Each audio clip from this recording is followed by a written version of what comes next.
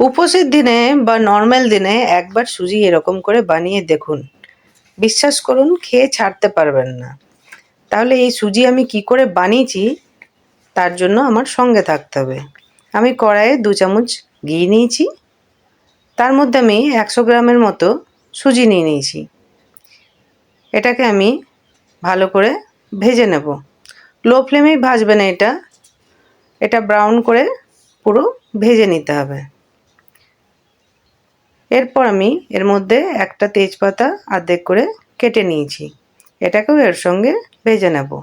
আর কাজু আর কিশমিশ আমি জলে ভিজতে দিয়েছিলাম কিছুক্ষণ, কাজুগুলোকে আমি এরকম করে ভেঙে নিয়েছি। এবার যখন ব্রাউন করে ভাজা হয়ে যাবে সেই সময় এই কাজু আর কিশমিশ আমি দিয়ে দিলাম। এটাকেও আমি 2 মিনিটের মতো ভেজে নেব। দেখুন আমার ভাজা হয়ে গেছে। এরকম করে ভেজে নেবেন আপনারাও, খুব সুন্দর লাগে।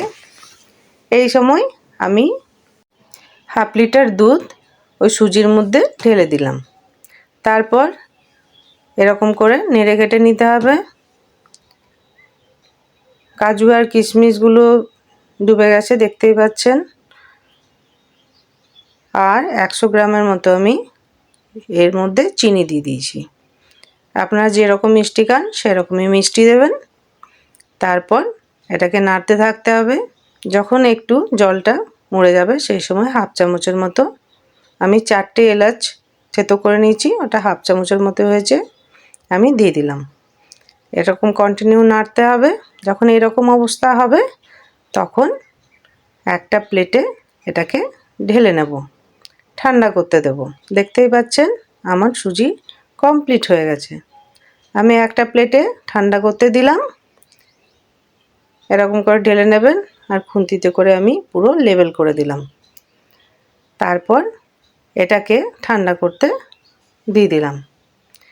যখন এটা পুরো ঠান্ডা হয়ে যাবে সেই সময় একটা ছুরির সাহায্যে আমি এটাকে বরফির আকারে কেটে নিয়েছি।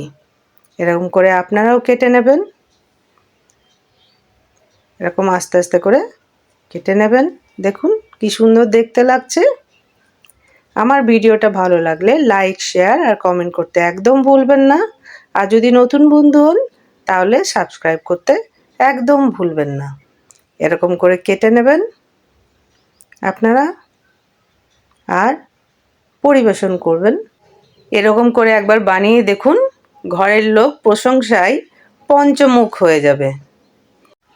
পুরো ভিডিওটা দেখার জন্য অসংখ্য ধন্যবাদ। বাই।